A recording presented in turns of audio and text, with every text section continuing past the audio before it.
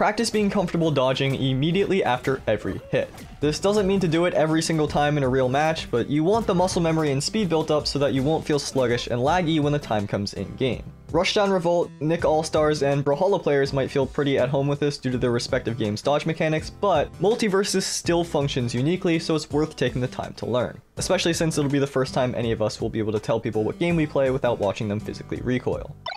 Take what I said in the last tip and expand it beyond just dodges. Learn to act immediately after all of your options in all the different ways you can. Jump cancels, attack cancels, even just dashing out of danger. This will increase not only your own personal speed, but it'll help you understand the fundamental speed of the game as this implicit feeling in your bones. Multiversus tends to have very little end lag backed by a generous buffer system. Quickly escaping from your commitments isn't just what my grandparents did with their marriage, but it's an essential part of staying safe and re-engaging in combat. When you think about improving flow and stride in platformers like Mario, Donkey Kong, Celeste, there's a very clear progression in speed from one action to the next, and it's the same for platform fighters. Feeling stuck and like you're moving in molasses is often quite literally because you are stuck for longer than you need to be and moving slower than you could be. It's all about being ready for your next step and having the wherewithal to execute on it. It takes a bit of time, certainly some practice, but it's also something that you can see improvement on very, very quickly.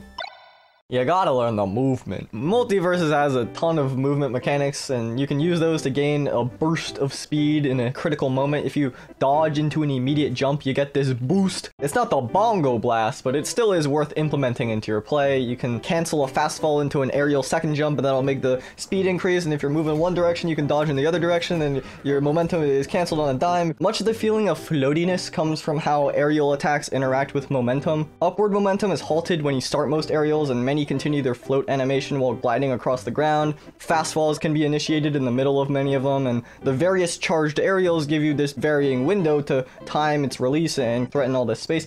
Movement is almost always the most important skill to learn in platform fighters, so growing accustomed to Multiversus specific options and the feeling of weight, it's pretty crucial if your goal is to feel comfortable in game. My goal is to feel comfortable around my family, so I don't think this will help. Offline resources are a fantastic way to learn each character's weird quirks or strange mechanics since everyone is available from the get-go. I remember I queued into a Superman for the first time and he kept grabbing me from New Mexico like he was, I don't know, Marth's deadbeat uncle, and I had no idea what was happening to the pixels on my screen, so I said, hey, take a pause, go to the lab, call up Dexter. I discovered he has about as much vertical speed as a League of Legends streamer on crutches. So next time I queued into a Superman, I still got hit. Dumbass hitbox. If Brawlhalla taught me one thing, it's that pain doesn't have to be inflicted physically for it to hurt. But if it taught me two things, it's that deep, extended edgeguards are some of the most fun you can have on a screen. It might not always be optimal to LARP as James Cameron and deep sea dive every time your opponent goes off stage, but it is good to learn the skills so when it really matters, you aren't afraid to take that leap of faith. It's one thing to no holds barred edgeguard around when you're goofing with your friends in a custom, and it's another when your last hit, last stock, 160 damage could get the win, but your palms are spaghetti. It's a guaranteed option. It's always good to get in those reps by SDing twice in queue in the first 30 seconds of a match and then waiting through 7 loading screens just to do it again.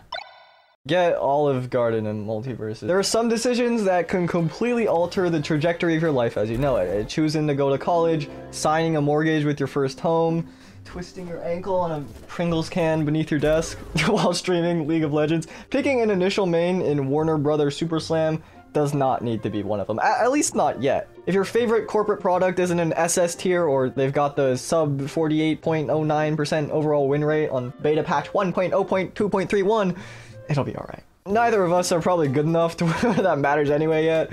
As for the big boys, if you loved Adventure Time when it was on, give Jake a try. If you're a big fan of projectiles and cooldown management, Bugs Bunny is perfect for you. If you tortured animals as a child, Taz is right there. There's a billion reasons to pick a character. You don't even have to like what they look or sound like and know how to spell their name. As long as they're fun to play with you, that's all that matters, and it's probably gonna change a few times anyway. Who knows though. No matter who you pick, there's always gonna be that chatter of like, they didn't deserve to win because they were boosted by Jack Nicholson from The Shining's up air, and people are gonna try to clown on you and get salty because you're a character.